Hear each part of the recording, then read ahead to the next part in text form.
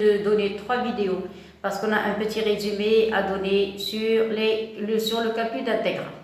Alors voilà, je vous ai écrit un résumé très court mais très intéressant. En classe, vous allez démontrer ces propriétés une après l'autre. La dernière fois, qu'est-ce qu'on a fait? On avait une petite fonction f. Cette fonction, la f, petit f, si vous vous rappelez, petit f, c'était une fonction. On avait posé une condition sur cette fonction.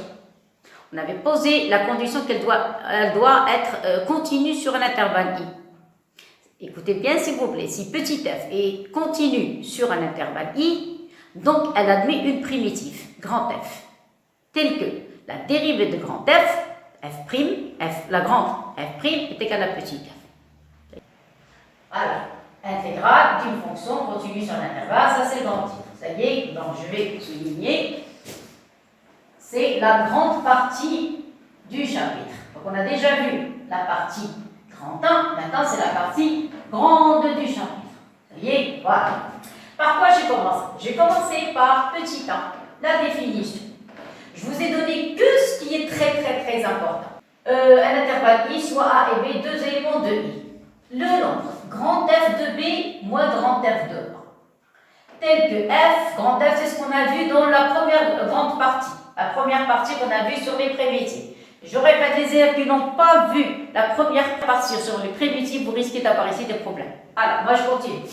Le nombre f de b moins f de a, tel que f est une primitive, parce qu'on sait qu'il y a plusieurs primitives, est une primitive de f sur i. Ça y est, et grand f est une primitive de f sur i, s'appelle une intégrale de f de a à b. A sont les bornes. Alors, de a à b. A à b n'est non plus jamais considéré tout à l'heure. Ça y est, et qu'est-ce qu'on écrit? On écrit ceci, voilà, un grand S, et on met les bornes de a à b. Bien sûr, vous prenez ici, d'une manière correcte, on peut prendre a inférieur ou égal à b. A inférieur strictement à b. Inférieur à b, pas de problème. Ça y est, donc même c'est pas la peine. Pourquoi? Regardez. Parce que dans des intégrales, on peut avoir AA, on peut avoir BA. Ça y est, donc c'est pas la peine, deux éléments AB. Après, en général, on prend A plus petit que B, en général. Mais si on a B plus grand que A ou bien A est égal à B, donc ce sont des cas particuliers, c'est ce qu'on va voir tout à l'heure. Bon, alors je répète. Cette écriture s'appelle intégrale de A à B. Alors, intégrale de a à b, f de x dx. Ça va? Donc, je répète comment on lit ça, intégrale. On l'appelle somme dans les grandes classes supérieures. Les classes supérieures, on dit somme de a à b. On va avoir somme de Riemann. On va avoir un sigma de quelque chose est égal à intégrale de a à b, f de x dx. Ça y est? Alors, il y a des élèves qui vont me dire qu'est-ce que ça veut dire dx, on va voir tout à l'heure. Alors, continuez avec moi. Comment on écrit ça? Regardez. Alors, vous avez ceci, intégrale. Ceci. On écrit toujours avec, à côté, dx. Ça y est? Ou bien, comme ici, regardez, x est une variable muette. Vous pouvez avoir un x. Comme vous pouvez avoir un t, regardez, intégrale f de t dt, regardez ici la variable, je vais écrire en rouge, pour bien distinguer. Ici, vous avez un x, on écrit ici dx. Si vous avez un t ici, vous allez écrire dt. Si vous avez ici un u, vous allez écrire ici du. Alors, qu'est-ce que ça veut dire? Ça y est? Ça veut dire que, attendez, je vais continuer, il reste encore une ligne, après j'explique. Ça y est, alors je répète, le signe d'intégrale, je vais écrire en rouge, il vaut mieux, ce signe d'intégrale, on écrit toujours à côté, à la fin, dx, ou bien dt, ou bien du, selon la variable que vous avez ici. Qu'est-ce que ça veut dire? Ça veut dire que petit f a une primitive, grand F, grand F. Si vous prenez cette primitive, là voilà, f de x, parce que ici vous avez la variable f de x, si vous la dérivez par rapport à x, vous allez trouver petit f. Je répète, qu'est-ce que ça veut dire ce dx? Dx veut dire dérivé par rapport à x. Parce que vous allez voir, dans les grandes classes, on dérive des fois par deux doubles intégrales. Des fois, vous allez avoir ici double intégrale ou bien trois intégrales. Ici, vous allez avoir des x, des t, des, je ne sais pas, ça dépend des variables que vous avez. Alors, toujours, on fait attention avec quelle variable on travaille. Ici, vous avez grand f de x. La variable ici, c'est x. Donc, si vous dérivez f de x, grand F, vous la dérivez par rapport à x, vous allez trouver petit f. Petit f de x. Ça va? Bon, alors je continue. Qu'est-ce que ça veut dire tout ça? Ça veut dire, si vous prenez intégrale de a à b, de a, pour écrire comme ici. Intégrale de a à b f de x dx, ça y est, qu'est-ce que ça veut dire? Ça veut dire, vous allez prendre petit f. Vous allez prendre sa primitive. La primitive qu'on a considérée, grand f. Vous allez remplacer par la bande supérieure, celle qui est en haut, moins, regardez, il y a 6 moins, attention, c'est là, moi, c'est pas plus, moins.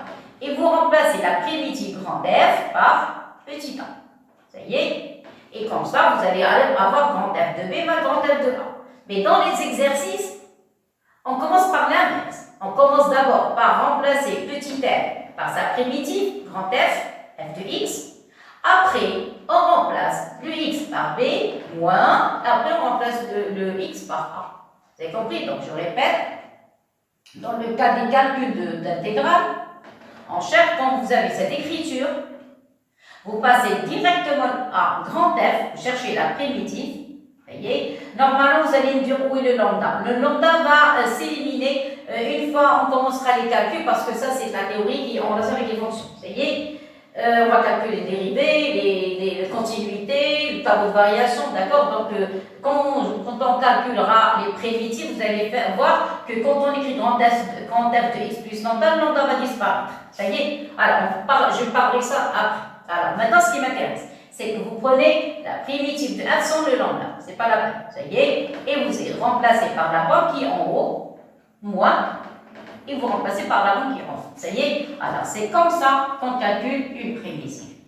Alors, c'est ça ce que ça veut dire, ceci intégral. Ça y est? Bon. Maintenant, on passe aux variables. Les variables, quand on a une intégrale, on fait toujours attention avec quelle variable je travaille. Si vous avez f de x, vous avez dx, ça veut dire ici, je travaille avec cette fonction où se trouve la variable et je dois trouver la primitive de cette fonction. Une fois que je la trouve, je mets des crochets comme ici et je remplace par le b, la partie supérieure, moins, et je remplace par la partie inférieure qui est le a. C'est la même chose, comme vous avez x, comme si vous avez t, comme si vous avez b. Ça reste toujours une variable but. Ça y est? Et c'est seulement on vous indique avec quelle variable on travaille. Tout simplement. Je n'ai pas envie de trop entrer dans les détails, je vous donne seulement ce que vous devez retenir pour l'instant, comme ça vous pouvez faire une infinité de fonctions sans avoir aucun problème. Bon. Alors la première, quand vous avez, j'écris une série, vous avez vu, regardez, première partie, deuxième partie, troisième partie, quatrième partie. Ça y est, je répète, ça c'est le cœur des primitives. Bien sûr, il y a les formules, ça c'est du calcul, mais ça il faut faire très attention à cette partie. Alors, je recommence. Si vous avez la même bande A et A, regardez, si vous remplacez ici, vous allez avoir f de a, f de a c'est 0. Voilà. Donc, si vous avez la même bande, c'est nul. Maintenant, si vous avez intégrale de b à côté de l'intégrale de b, si vous avez ici le b, ici le a, vous allez commencer par f de a moins f de b. Factorisé par moins, c'est ainsi. Ça y est, donc intégrale de b à a, ça va être grand f de b, grand f de a moins grand f de b, factorisé par le moins, ça devient grand f de b moins grand f de a. Qu'est-ce que ça veut dire d'une manière globale? C'est-à-dire si vous voulez changer les bancs, vous allez faire apparaître ainsi moins. Clair? Bon. Maintenant, qu'est-ce qu'on a? Attendez, j'ai oublié une formule ici. Regardez, ça c'est ce qu'on appelle la relation de Charles. La relation de Charles est très importante. Regardez, quand vous avez A et B, vous voulez introduire un C, n'importe lequel. Regardez, vous allez écrire A, un C, F de T, dt, plus intégrale de C à B, f de t dt. Et voilà. Vous avez compris ce que j'ai fait? J'ai fait introduire la lettre C entre les deux. Comme relation de Charles dans les vecteurs. Quand vous avez le vecteur AB égale à AC plus CB. Même chose ici. Alors, je vais mettre les couleurs.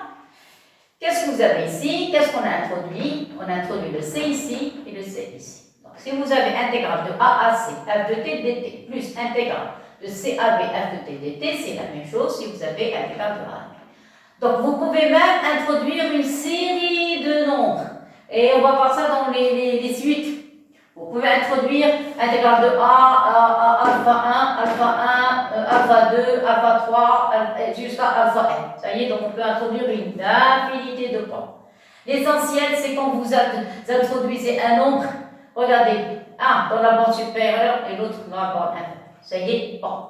Maintenant, qu'est-ce que vous avez? Vous avez les opérations sur, donc ça, qu'est-ce qu'on a dit? C'est la relation de Chartres, on l'appelle comme ça, relation de Chartres, sur les intervalles, les intégrales. Maintenant, quoi?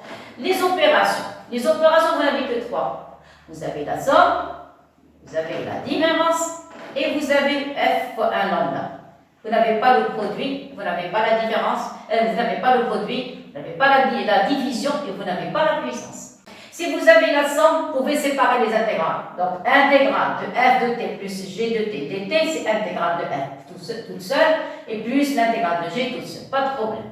Si vous avez la même chose, intégrale de a à b f de t dt, moins intégrale de a à b g de t dt, pas de problème. Si vous avez une constante, comme les dérivés, si vous avez lambda u ou bien lambda f de tout prix, c'est lambda f prime. Même chose ici. Voilà, vous pouvez faire sortir, je dis la constante, pas la variable. Vous n'avez pas le droit de faire sortir une variable intégrale. Vous devez calculer l'intégrale. Mais des constantes, vous avez le droit de les faire sortir de l'intégrale. Ça va? Très bien. Donc ça, c'est la première série de propriétés. Et voilà, vous avez 2, 4, 6 propriétés. C'est tout. Maintenant, on va passer à la deuxième.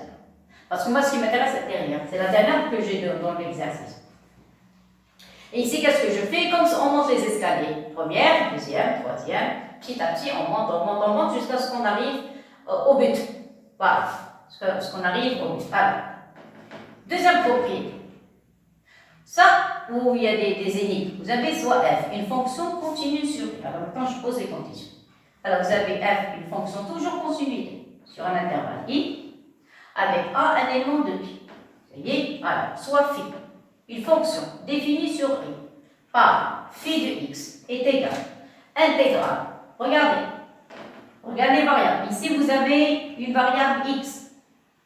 Cette variable x est la même que vous avez ici. Ah, maintenant, qu'est-ce que je remarque? Tout à l'heure, j'avais des intégrales. Les bancs, c'était des nombres. Regardez, des nombres a, b, a, b, a, b, a, b, tout, que des a et des b, des nombres. Maintenant, non, à partir de la deuxième propriété jusqu'à la fin, des x, des variables, des fonctions. Donc, je commence à avoir maintenant des variables dans les bords. Le a, c'est une constante, donc je laisse le a tranquille, il est tranquille, il ne crée aucun problème. Mais non, maintenant c'est autre chose. Regardez, le x que vous avez ici, vous l'avez ici. C'est-à-dire, dans les bords, vous avez des variables. Mais à l'intérieur, on a le t, comme tout à l'heure, f de t dt, aucun problème. Où est le problème? Le problème, c'est le x. On commence à avoir des variables. Alors, je répète, la fonction phi définie par, définie sur i bien sûr, parce qu'on travaille sur l'intervalle, définie par phi de x est égal, intégrale de a à x, f de t dt. J'arrête avant de continuer. Regardez, si vous remplacez x par ce x c'est une variable, ce x appartient à i, a à l'intérieur de i, c'est-à-dire qu'il contient le nombre a. Alors, écoutez bien s'il vous plaît, si vous remplacez le x par a, parce que x, qu'est-ce qu'on a dit, phi est défini sur i contient le a, donc j'ai le droit de remplacer x par a. Remplacer x par a, qu'est-ce que vous allez obtenir? A. Qu'est-ce qu'on a dit tout à l'heure? Intégrale de a à a, f de t dt est nulle. C'est-à-dire, si vous voulez calculer, il faut écouter maintenant s'il vous plaît, point par point. Si vous voulez calculer phi de a, ça c'est 0. Pourquoi? Parce que phi de a, vous allez avoir a, 0. Ça y est, c'est fini. Donc, la fonction phi définie sur i par phi de x est égale intégrale de a à x, f de t dt, et la primitive, je dis là, la primitive est une seule. La primitive de f qui s'annule en a. Qui s'annule, alors en a, je vais écrire s'annule en a. Et j'entre cette phrase. Qui s'annule en a. Vous voyez? C'est-à-dire, c'est quoi? Qu'est-ce qu'on a vu dans la première partie? Vous vous rappelez? On avait calculé la primitive de petit f, c'était grand F. Vous vous rappelez?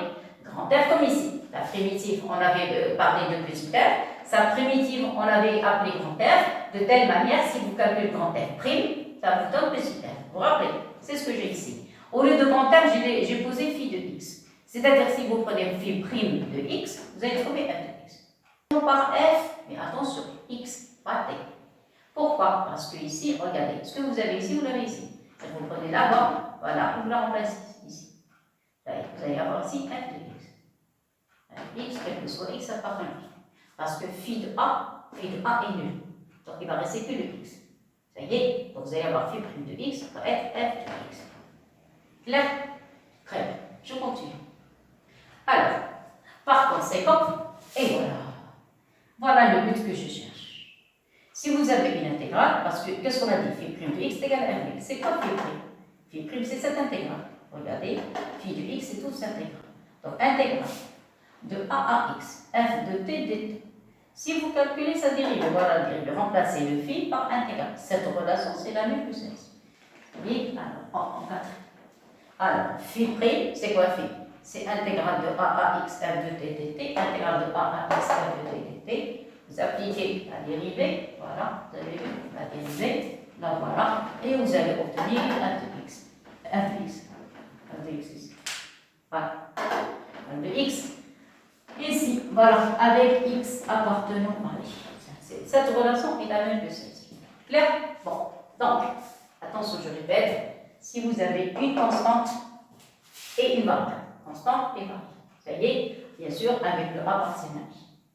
Maintenant, on ne veut plus de x. X, c'est le 5 à 5, parce que la dérivée de x est égale à 1, pas de problème. Maintenant, non, on a une fonction v. L'autre, on a u et v. Vous avez vu qu'est-ce que j'ai fait? Alors, il y a 4 parties. Première partie, il y a 2 variables, A et 2 constantes, A et B, des nombres. On peut connaître leurs valeurs. Après, j'ai fait apparaître, j'ai laissé une constante. J'ai fait apparaître une variable. Mais pas n'importe quelle variable. Là, de x. Pourquoi de x? Parce que sa dérivée est égale à 1. V de x. C'est quoi V de x? Une fonction quelconque. Voilà, c'est et le A, ce qui est en vert, je n'ai pas touché. Voilà le A. Ça va? Très très bien. Alors maintenant, il y a des conditions qui apparaissent. Je continue. Soit f une fonction continue sur i. Toujours la même chose. Continue sur i. Voilà. Continue sur i. Ça y est. Soit a, un nombre appartenant à i. On l'a déjà mentionné, le voilà. Soit a, ça, la différence entre cette partie et celle-ci. Soit v, regardez, soit v, une fonction dérivable. Voilà les conditions. V, la fonction v, est une fonction dérivable. Attendez, alors, v, une fonction dérivable sur un ensemble E. Avec A, ici la condition, avec quoi? Avec V de E. Inclus dans I, voilà la condition. Alors, la primitive phi de x, voilà, comme tout à l'heure, phi de x égale intégrale de a à x, ici maintenant on a a à b, de f dt dt et dérivable sur e. C'est ce qu'on veut. Tout à l'heure, j'avais phi prime de x égale à f de x, quel que soit x appartenant à i, d'accord? La dérivée de x, c'est quoi? C'est 1. Maintenant, je vais faire apparaître le. Alors, ici, c'est comme si vous aviez fois 1. Pourquoi le 1? 1, c'est la dérivée de x. Donc, phi prime de x, vous dérivez ce x, le 1, et vous écrivez là cette fonction, celle-ci, celle-ci. Seulement, vous enlevez le t et vous le remplacez par x. Qu'est-ce que j'ai fait ici? Donc, regardez. Donc, pour faire une analogie, regardez, égal. Le 1 représente quoi? La dérivée de x. Ici, vous allez avoir v', v de x. Donc, je vais remplacer par v', v' de x. Ça va comme ça? V' de x, clair? Et après, fois f de x. Qu'est-ce qu'on a fait? On a pris cette fonction. On a enlevé le t et remplacé par x. Donc, je vais prendre cette fonction. Alors, c'est f, alors fois f.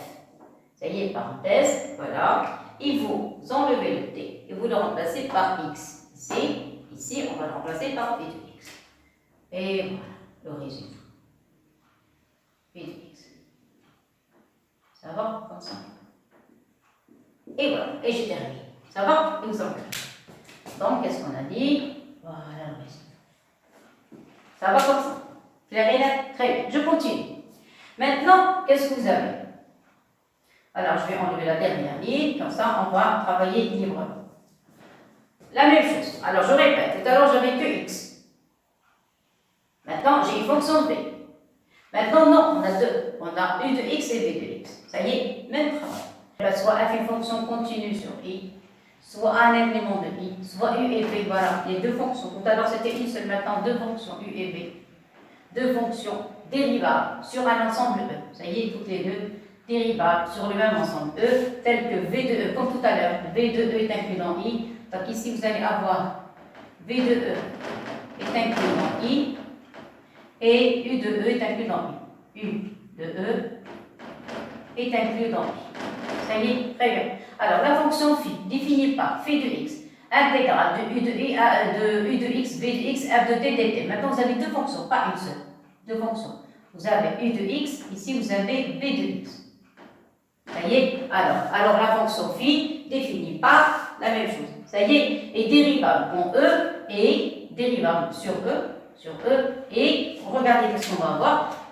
Et j'ai effacé la formule exprès parce que je vais vous donner un petit signe et après je vous donne la formule. Je vais appliquer la relation de Charles parce qu'ici on a parlé de A, elle va s'annuler comme tout à l'heure, de A à V de x. Donc vous allez avoir phi de x.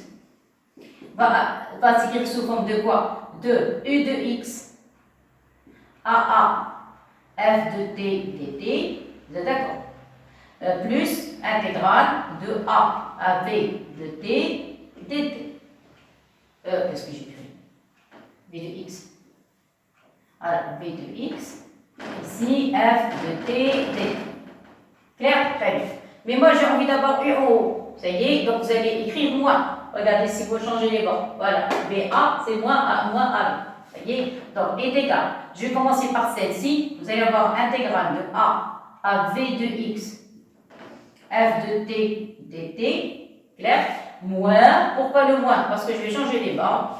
Intégrale de A à U de x, F de t dt. Ça y est, et j'ai besoin moi de cette formule dans l'exercice. Alors maintenant, je vais effacer cette partie. Je vais même effacer l'énoncé. Alors maintenant, ça y est, c'est terminé. J'ai repris les trois dernières lignes, comme vous voyez. Donc, on a dit, si vous avez deux fonctions U de x et V de x, telles que U et V sont deux fonctions dérivables sur un ensemble E, telles que V de E ou bien U de E sont inclus dans l'intervalle I où F est défini. Alors dans ce cas, on a la fonction phi est dérivable. Et pour calculer sa dérivée, on a introduit, on ne va pas faire ça dans les exercices. Ça y est, ça c'est seulement la démonstration. On a introduit le A, c'est-à-dire on a appliqué la relation de Charles. Après, j'ai commencé d'abord par A, V de x, ici parce que je vais changer les bornes. Si on change les bornes, on fait apparaître le signe moins. Ça y est, maintenant ça y est, on passe. Donc à quoi est égal phi prime de x est égal, et ça c'est constante. Vous allez prendre le V, vous allez calculer ici V prime de x, fois f appliqué à V de x, moins, même chose, U prime de x appliqué à f U de x. Et voilà le résultat final. Vous allez remarquer plus de 80% des études fonctions. Vous allez retrouver cette formule. Ça y est. Alors maintenant, c'est terminé. Maintenant, on va passer à la dernière partie du sujet. Alors maintenant, on va commencer la dernière partie de l'étude fonction. Ça y est. Alors vous remarquez, j'ai repris l'énoncé tout à l'heure, j'ai repris ici. Qu'est-ce que j'ai fait? J'ai remplacé, si vous faites une petite remarque, j'ai enlevé les x, je les ai remplacés par des t. Pourquoi? Parce que vous avez la fonction f, grand F est définie de x à 2x, f de t dt. C'est pour ça que j'ai fait un changement de variable. S'il vous plaît, j'étais obligée d'ajouter une troisième vidéo parce que puisqu'on a ajouté un résumé sur les intégrales, on travaille sur R+. Vous avez x supérieur à 0, si on va considérer que les éléments qui sont positifs. Bon, alors vous avez t est supérieur à 0. Qu'est-ce que ça veut dire? Ça veut dire moins t inférieur à 0. Après, vous allez appliquer les exponentielles. Moins t inférieur à exponentielle 0. C'est quoi exponentielle 0? C'est a. Après, qu'est-ce qu'on a? On a exponentielle moins t inférieur à 1. Ajoutez t des deux côtés.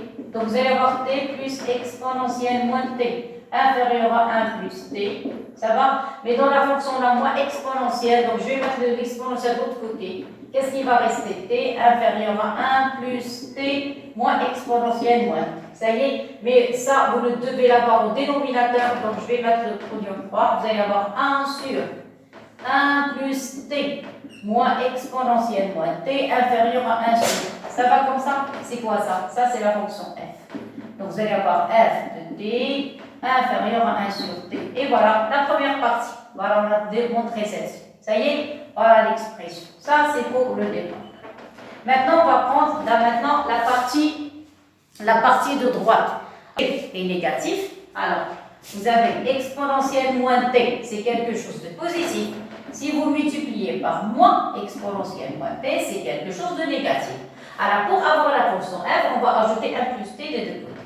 Alors, si vous ajoutez 1 plus t des deux côtés, inférieur à 1 plus t, ça va? Qu'est-ce que vous allez avoir? Maintenant, vous allez inverser et vous allez trouver ici 1 sur 1 plus t inférieur à 1 sur 1 plus t moins exponentielle moins t. Et c'est quoi? Ça, c'est la fonction f. Voilà, vous avez vu que des encadrements. Donc, vous allez avoir 1 plus t inférieur à f de t. Et voilà, deuxième partie. Clair? Maintenant, qu'est-ce qu'il reste à faire? Encadrer. Vous avez f de t plus petite que 1 sur t, f de t plus grande que 1 sur 1 plus t. Ça va? Donc, conclusion. Quel que soit t positif, qu'est-ce que vous allez avoir? Vous allez avoir f de t. Voilà, 1 plus t ici. Vous allez avoir f de t. De ce côté, elle est plus petite que 1 sur t. Et de ce côté, elle est plus grande que 1 sur 1 plus t. Voilà, j'ai terminé. Ça, c'est tout. Et voilà, vous voyez. S'il vous plaît, si vous trouvez quelque chose, de petite erreur ou quelque chose qui cloche, essayez de rectifier. J'essaie de vous donner le maximum. Ça y est, vous avez vu, c'est quelque chose de très long. Alors, maintenant, on va passer à la deuxième partie. On demande grand F. Alors, c'est pour regarder le passage de petit f à grand F, il faut intégrer. Alors maintenant, je vais vous donner une propriété que je n'ai pas fait dans le cours. Si vous avez, bien sûr avec les conditions f, g, h continue. Alors si vous avez f, g, h, fonction continue, la fonction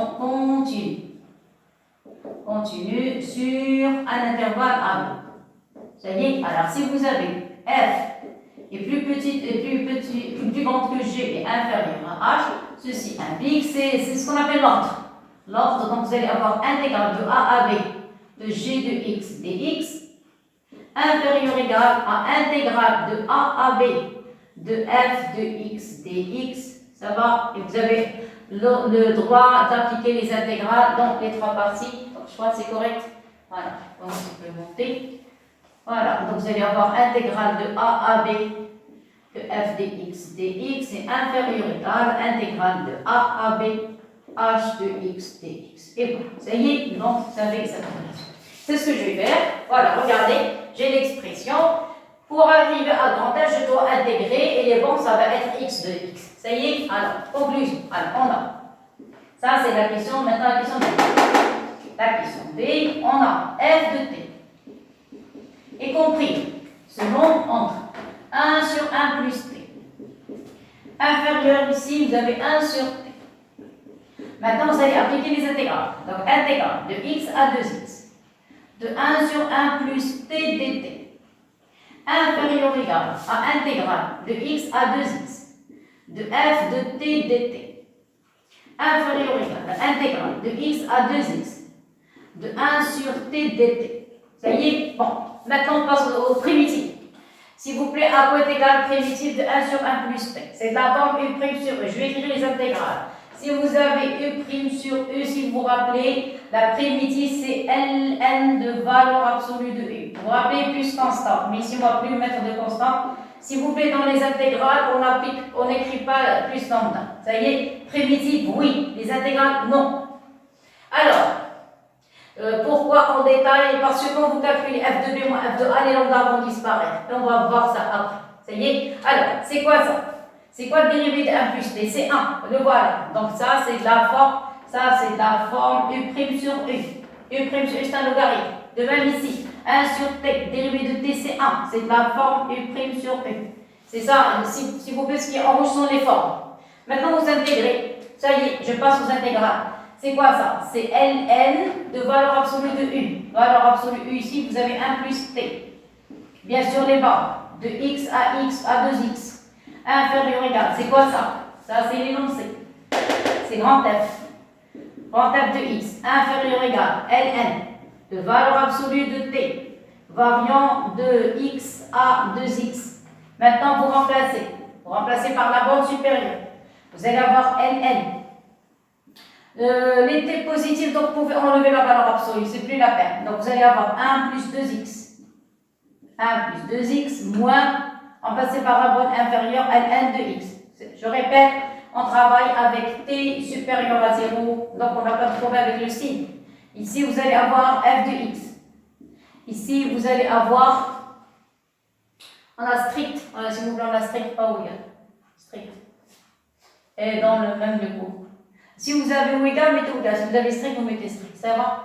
Qu'est-ce que la même chose ici? S'il vous plaît, faites attention. Ça y est. Donc ici, qu'est-ce que vous allez avoir? Ici, vous allez avoir ln de 2x moins ln de x. Clair? Maintenant, les formules. Quand vous avez ln de a moins ln de b, ceci est égal à ln de a sur b. Vous êtes d'accord? Le cours. Indiscutable. Donc ici, qu'est-ce que vous allez avoir? Vous allez avoir ln. Je vais changer ici les places. 2x plus 1 sur x, ça va? Inférieur à f de x, inférieur à ln de 2x sur x. Ici, ils vont disparaître ici. Maintenant, vous pouvez passer à la limite en plus l'infini. Donc, ceci implique limite, quand x tend vers plus l'infini, de ln ici, limite. Seulement ici, vous pouvez factoriser par x, il va rester 2 plus 1 sur x. Ça va sur x. Donc, les x vont disparaître. Inférieur ou égal à limite, maintenant ou égal, limite, quand x tend vers plus l'infini de f de x, inférieur ou égal à ln de 2. Les limites n'ont aucune influence sur les constantes, vous pouvez l'écrire au début, après c'est plus la peine. X tend vers plus l'infini de ln de 2. Clair? Alors ici, 1 sur x en infini c'est 0, il va rester ln de 2, donc ici vous allez avoir ln de 2, inférieur ou égal à limite, quand x tend vers plus l'infini de f de x, inférieur ou égal à ln de 2. Et par conséquent, voilà le résultat final. Vous allez avoir limite quand x tend vers plus l'infini de f de x est égal à ln de 2. Et voilà, on a gagné. Alors, pour la deuxième question, vous remarquez qu'il y a des polynômes, des exponentielles. Donc, je vais diviser la démonstration en deux parties. Je vais considérer deux fonctions. La première, je vais l'appeler phi de t. Elle est égale à 1 moins t moins exponentielle moins t. Et la deuxième fonction, je vais l'appeler psi de t. Je vais l'écrire sous forme de exponentielle moins t. Mettez ici, ça va donner moins 1 plus t moins t carré sur 2. Et voilà, ça y est. Alors, on va commencer. Phi prime, vous me donnez que la dérivée de tableau de variation. À quoi est égal phi prime de t? Vous avez 1, c'est 0, moins t, c'est moins 1. Ce moins, celui-là, le voilà. Il va rester exponentielle moins t. C'est quoi dérivé d'exponentielle moins t? C'est moins exponentielle moins t. Alors pour les élèves qui ne connaissent pas la dérivée de l'exponentielle, c'est quand vous avez, je vais écrire ici en gros, exponentielle u, le tout prime, est égal à u prime fois exponentielle u. Voilà, bon. Vous voyez, donc ici, vous avez exponentielle moins t, sa dérivée c'est moins 1. Vous voyez, ici, je vais effacer. Voilà, ça va comme ça. Très bien. Maintenant, qu'est-ce que vous allez voir? Ça devient un plus, donc vous allez avoir moins t, moins 1. Voilà, phi prime de t. Alors, on va voir quand ça va s'annuler, comme ça on peut dresser le tableau facilement. Vous avez phi prime de t est égal à 0. Implique quoi? Que phi exponentielle moins t, voilà, moins 1 est égal à 0. Donc ça va être égal à 1. C'est quoi 1? C'est exponentielle 0. Donc vous allez avoir moins t est égal à 0 et par conséquent t est égal à 0.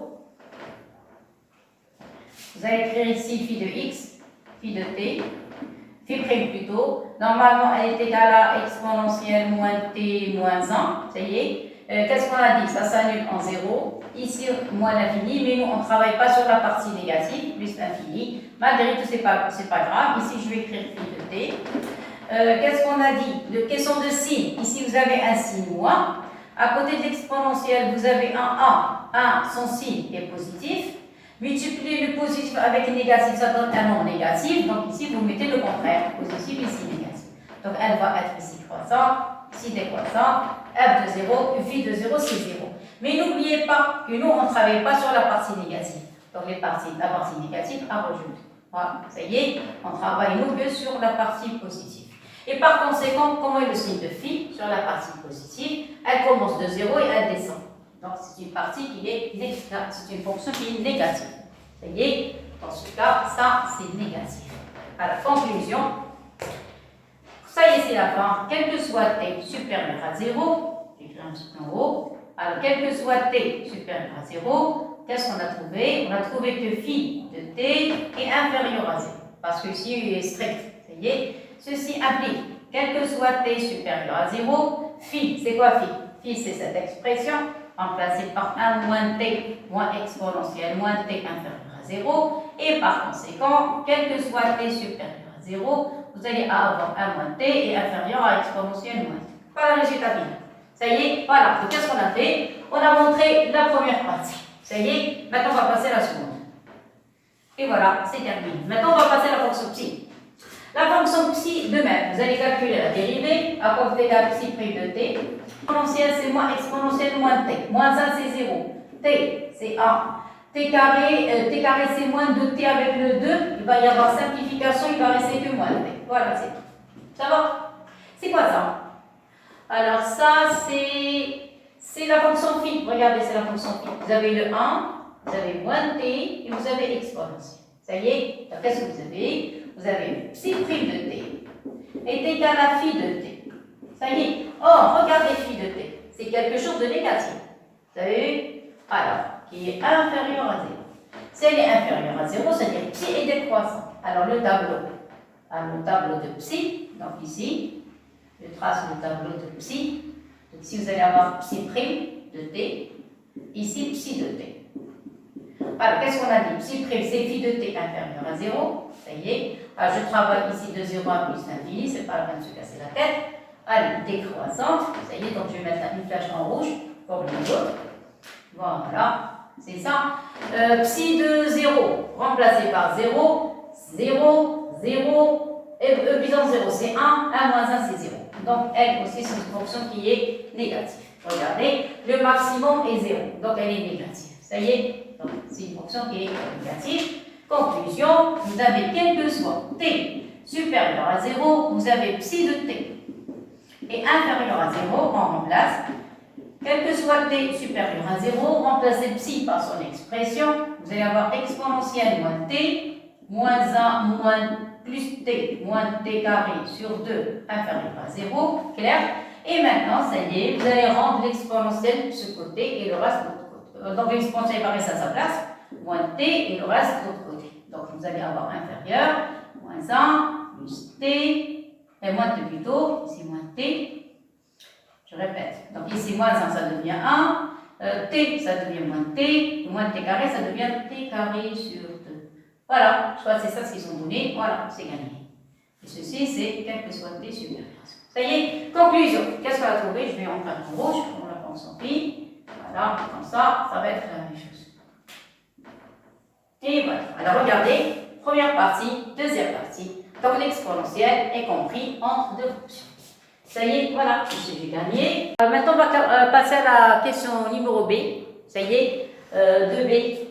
Alors, on va utiliser la question A. Voilà, ça y est. Alors, pour arriver à la fonction f, regardez ici, vous avez des exponentielles. Donc, on va multiplier par moins 1 et ajouter un plus. Alors, je commence. Vous avez quel que soit t supérieur à 0. Vous allez écrire, on va dire, on va multiplier tout par moins. Donc, on va changer les places. On va avoir moins 1 plus t. Moins t carré sur 2, inférieur à moins exponentielle moins t, inférieur à moins 1 plus t. J'ai multiplié tout par moins. Après, j'ai changé de place. Maintenant, qu'est-ce que je vais faire? Alors, pour compléter, je dois ajouter 1 plus t. Alors j'ajoute 1 plus t dans tous les côtés. Écriture, donc vous allez avoir, quel que soit t supérieur à 0, vous allez avoir 1 plus t, moins 1 plus t, moins t carré sur 2 inférieur à 1 plus t, moins exponentielle moins t inférieur à 1 plus t, moins 1 plus t. Voilà. Alors, simplification, quel que soit t supérieur à 0, ici, il va y avoir des simplifications. Qu'est-ce qui va rester? Alors, ici, il va rester 2t. Moins t carré sur inférieur. 1 plus t moins exponentielle moins t inférieur. Ici, il va rester que 2t. Alors, pour avoir la fonction f, il faut inverser. Alors, pour inverser, vous allez avoir quel que soit t supérieur à 0. Qu'est-ce qu'on va faire? On va inverser. Alors, 2t, vous allez avoir ici 2t. Ici, vous allez avoir 1 sur 1 plus t moins exponentielle moins t inférieur inversé. Mais avant d'inverser, si on va réduire au même dénominateur, vous allez avoir 2 fois 2, ça donne 4t moins t carré sur 2. Donc, en inversant, ça devient 2 sur 4t moins t carré. Ça va? Alors, ici, on peut factoriser par t, c'est la fin. Donc, vous allez avoir quel que soit t supérieur à 0, vous allez avoir 1 sur 2t. Inférieur, ça c'est f de t. Ici, je vais écrire 2, ça y est, ouvrir les parenthèses. Ici, factorisé par t, vous allez avoir 1 sur t, facteur de 4 moins t. Voilà le résultat final. Clair? Mais eux, qu'est-ce qu'ils veulent? Ils veulent deux fractions. C'est-à-dire, regardez t, 4 moins t, ici t, 4 moins t. Alors, qu'est-ce qu'on va faire? Vous allez avoir quel que soit t supérieur à 0, vous allez avoir 1 sur 2t. Inférieur à f de t, ça y est, alors vous avez le choix entre deux choses. Ou bien ici, vous allez réduire au même dénominateur, ou bien essayer de faire sortir, on a déjà fait ça dans le cas de la partie des primitives, on va séparer les dénominateurs. Ici, vous allez avoir un t, ici, vous allez avoir 4 moins t, et maintenant, on va voir qu'est-ce qu'on va faire au numérateur. Alors, en réduisant d'abord au même dénominateur, qu'est-ce que vous allez avoir ici? Vous allez avoir 4 moins t. Ici, vous allez avoir t. 4 moins t avec t vont disparaître, il va rester 4.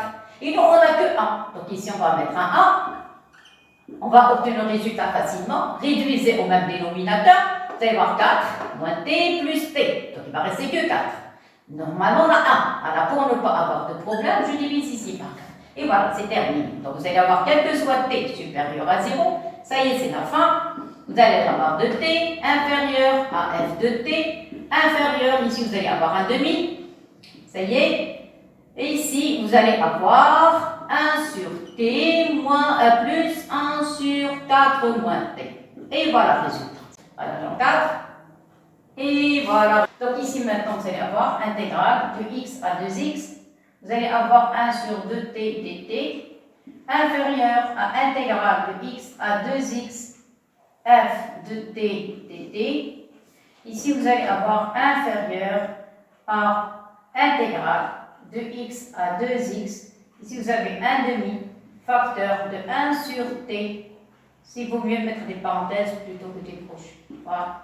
Alors, 1 sur t plus 1 sur 4 moins t et dt. Ça va? C'est quoi ça? Ça, c'est la fonction f de x. Et ça, vous avez un demi. Un demi, vous pouvez faire sortir les constantes, comme je vous ai dit tout à l'heure. Un demi, qu'est-ce qui va rester? X à 2x, il va rester 1 sur t dt, ça c'est grand F de x, et ça c'est un demi, ça va, et vous allez avoir intégrale de x à 2x, il va rester ici 1 sur t, ici plus 1 sur 4 moins t dt. Et voilà, vous allez avoir un pic, vous allez avoir ici un demi. Ici, vous allez avoir un, s'il vous plaît, normalement valeur absolue, mais les t sont positifs, donc on n'a pas de problème. Donc vous allez avoir t variant de x à 2x inférieur à f de t, f de x plutôt ici, f de x. Et ici, inférieur à 1,5. Voilà. C'est ça, vous pouvez séparer, comme on a dit tout à l'heure, intégrale de la somme, c'est la somme des intégrales. Donc vous pouvez écrire chaque intégrale tout seul. Donc ici, vous pouvez intégrer directement l'intégrale de ça plus l'intégrale de ça, on n'a pas de problème. Donc c'est quoi l'intégrale de 1 sur t? Donc je vais diviser il vaut mieux parce que vous allez avoir des problèmes. Donc 1 sur t, dt, ça y est pour la première partie. La deuxième partie, on a des problèmes dans la deuxième. Donc intégral, ici x 2x, ici x 2x. Vous allez avoir 1 sur 4 moins t. Ici, il y a un petit problème, s'il vous plaît. Pourquoi? Parce que vous avez à quoi est égal dérivé de 4 moins t. Dérivé de 4 moins t, c'est moins 1. Mais moi, je n'ai pas de moins 1. Donc, je vais mettre 2 moins. Comme ça, je vais avoir la forme de u' sur u. Ça y est, donc je vais mettre ici. Je vais mettre, c'est quoi la dérivée de 4 moins t? C'est moins 1. Ici, je n'ai que 1. Donc voilà, je mets ici moins 1. Et j'enlève ce plus, je le mets seconde de 1. Et comme ça, on n'a pas de problème. Moi, avec moi, c'est un plus. Le voilà. Vous avez vu? Le voilà. Ça y est. 4 moins t, sa dérivée, c'est moins 1. Donc c'est la forme, ça, c'est la forme u' sur u. Et ça, c'est la forme u' sur u. Ça y est, 1 sur u. 1 sur u. Donc c'est un ln de u. C'est ça. De même ici, c'est ln de u. Voilà. ln u' sur u. Et ça, ln de u. Dans le cas général. 1 de t, ln de t. Ça y est, donc, clair et net. Ici, il vaut mieux laisser non. Parce que si vous avez que 1 sur t, 1 sur t, on écrit 1 sur t. 1 sur t, c'est ln de t. Ça va? ln de t. Et voilà. Elle était positive, donc on n'a pas de problème avec les valeurs en dessous. Ça y est? Voilà, la dernière ligne, c'est terminé. Applique, ici, vous allez avoir un demi. Vous allez avoir ici ln de t, variant de x à 2x, inférieur à f de x, inférieur à 1 demi. Ça y est, j'intègre. 1 sur t, qu'est-ce qu'on a dit? C'est ln de t. Ça y est, positif, c'est pas la peine de mettre les valeurs absolues. Moi, 4 moins t, c'est positif. Ça, c'est sa dérivée. U' sur u, c'est logarithme de u. Donc, vous allez avoir u' de 4 moins t. Ça y est. Et ln de a moins ln de b, c'est ln de a sur b. Ça y est, variant de x à 2x. Alors, ça y est, c'est la dernière ligne. 1 demi, ln de t, variant de x à 2x, inférieur à f de x, inférieur à 1 demi. Ici, vous allez avoir ln de t sur 4 moins t. Voilà, c'est terminé. X de x. Ça y est, il reste maintenant seulement qu'il faut remplacer par 2x et puis par x. Voilà, c'est terminé. Ça y est, alors remplacer par 2x, puis moins par x. Applique, remplacer par 2x, vous allez avoir un demi. Vous allez avoir ln de 2x moins ln de x. Ça, c'est pour la première partie. Inférieur, fermez les cochers, inférieur. f de x, inférieur, 1 demi.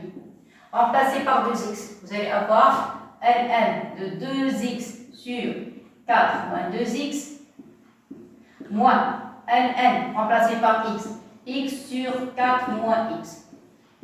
Et voilà, ça y est. Maintenant, c'est la forme ln de a moins ln de b, c'est ln de a sur b. Donc, ça donne ici 1 demi. Ici, vous allez avoir ln de 2x sur x.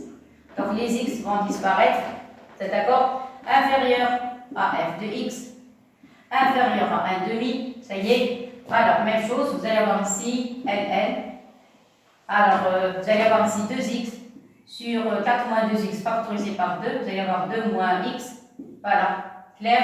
Ici, vous allez avoir x sur 4 moins x. Et voilà, ça y est. Qu'est-ce que vous remarquez? Le 2 va disparaître, le x va disparaître avec ce x. On sait maintenant, donc x tend vers 0, de 1 demi ln de 2, inférieur ou égal à limite, quand x tend vers 0 de f de x, inférieur ou égal à 1 demi. Ça va? Qu'est-ce qui va rester? Limite.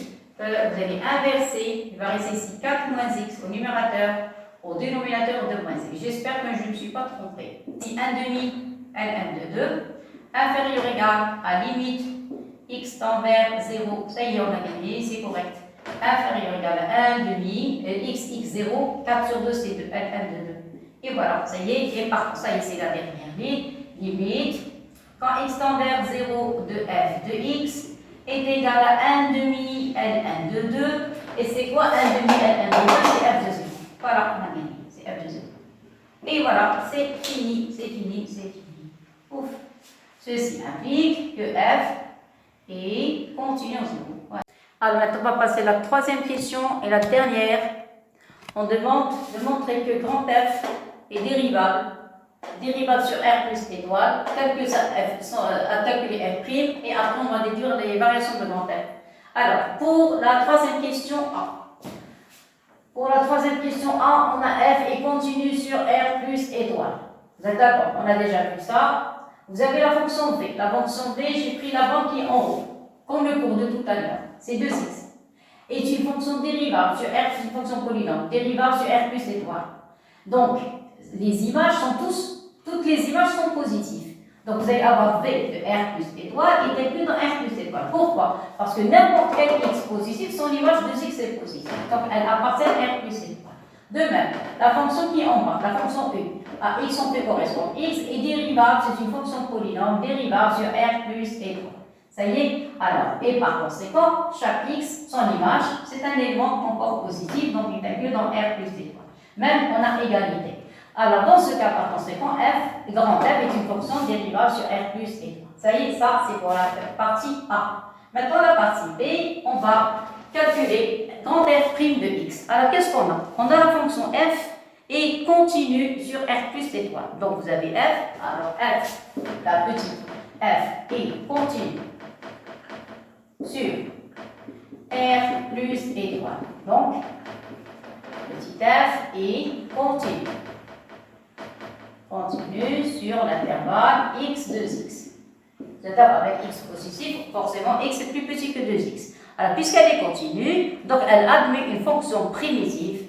Alors, donc, f admet une fonction primitive. Voilà, je vais l'appeler et qui est dérivable sur l'intervalle k, qui est dérivable sur l'intervalle x de x avec k' de x est égal à f de x. Voilà. Donc, qu'est-ce qu'on a? On a f de x est égal, intégral, qu'est-ce qu'on a dit? X de x de f de t dt. Je remplace petit f par sa fonction primitive qui n'est autre que la fonction k. Donc ici vous allez avoir k de x, voilà. Et ici vous allez avoir ici x de x, ça va. Alors par conséquent, qu'est-ce qu'on va avoir? Voilà. Donc vous allez avoir grand f de x est égal à k de 2x, voilà, moins k de x. Et voilà. Voilà, ça y est. Maintenant, on va passer au calcul de f'. Alors, à quoi est égal grand f'? Donc, j'ai changé par rapport au cours un petit peu. Ça, c'est la forme de Géron f. C'est la forme de Géron f. Donc, vous allez écrire 2x' fois k' appliqué à 2x moins x' appliqué à k' de x. C'est ça. Alors, c'est quoi k'? K', c'est f. Voilà. Et je retourne au cours, donc vous allez avoir grand f' de x est égal à 2 fois f de 2x. Voilà, le cours que j'ai fait tout à l'heure. Ça, c'est le cours. Ça y est, x' c'est 1, et vous allez avoir f' de x. Et voilà le résultat. Vous avez vu, donc ça, cette formule, on l'a déjà vu tout à l'heure. Ici, c'est pas pris. C'est grand f' de x. Vous avez le 2, le voilà. f de 2x remplacé par 2x. Vous allez avoir 1 plus 2x, 1 plus 2x, moins exponentielle moins 2x. Ça, c'est pour la première. Moins f de x. f de x, c'est 1 sur 1 plus x moins exponentielle x. Et voilà, c'est réduisez au même dénominateur. Donc, vous allez avoir, s'il vous plaît, ça, c'est g. Voilà, ça, c'est g de x. Et ça, c'est g de 2x, c'est la même forme, regardez, c'est la même forme. Seulement ici, au lieu de x, vous avez 2x. Mais avant, je vais réduire au même dénominateur. Vous allez avoir ici 2x moins exponentielle moins 2x. Voilà. Vous allez multiplier ce dénominateur par 1 plus x moins exponentielle moins x. Je multiplie ça, c'est bon. Vous allez avoir 2. Facteur de 1 plus x moins exponentielle moins x.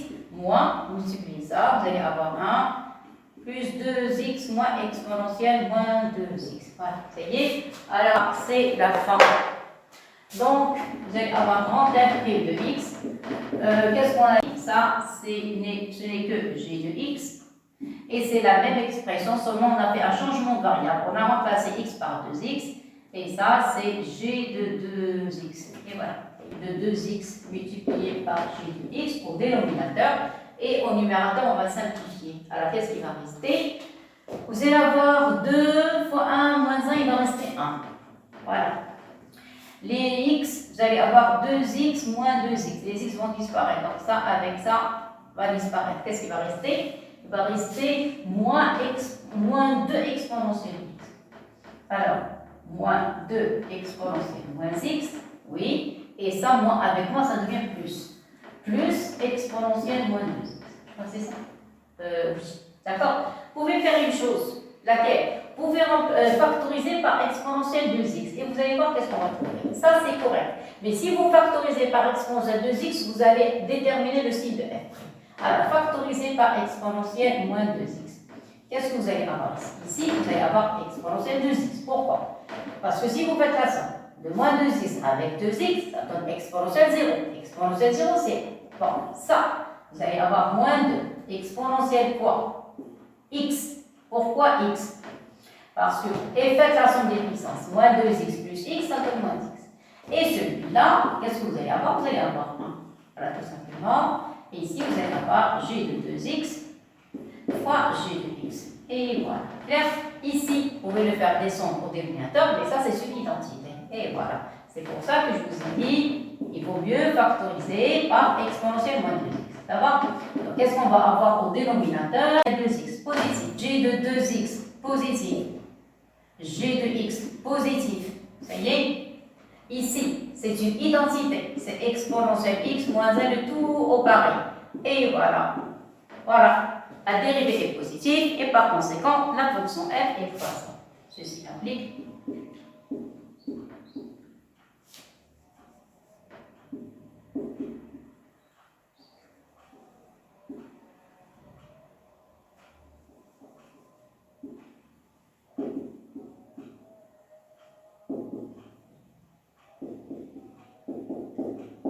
et voilà, ça y est. Donc la fonction f est croissante. Ça va? Après, si vous voulez déterminer le tableau, voilà.